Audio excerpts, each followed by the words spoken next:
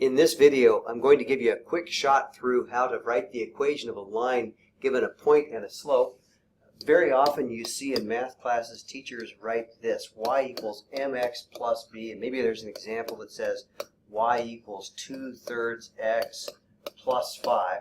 And we're going to write equations in this form, and very common form, and here's why.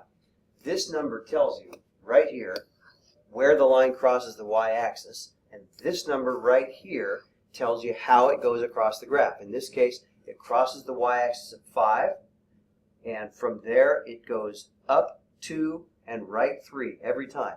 We're going to take advantage of that as we get going into solving these, or writing these equations.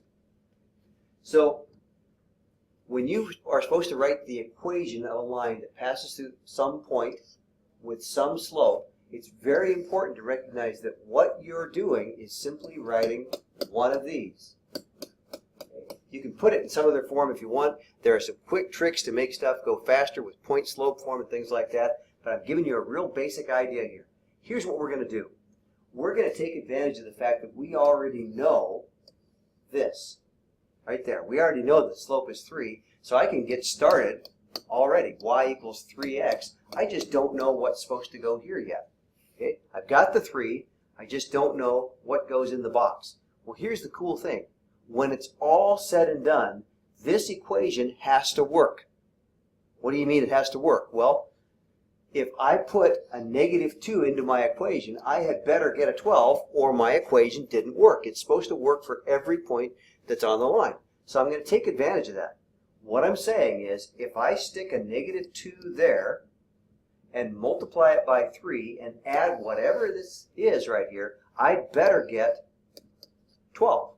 I have to, otherwise it didn't work. So what I'm going to do is write this equation with 12 in for y, a 3 times -2 there, plus whatever it is that goes in the box. So let's ask, what do I get right here? Well, that's -6.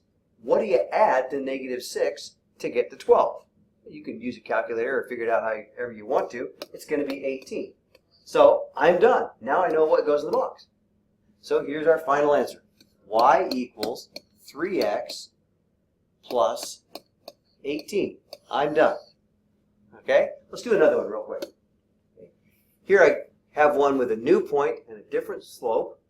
Okay? But here's the cool thing. I already know how the equation starts. Y equals 5/3 x. I just don't know what goes here yet.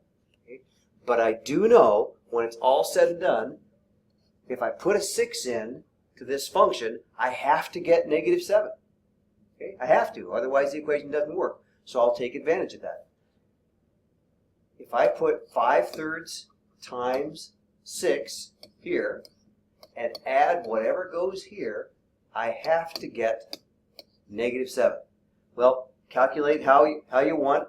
5/3 times 6 is 10. So 10 plus what gets you to -7? Well, it's going to have to be a negative number. It's actually going to be -17.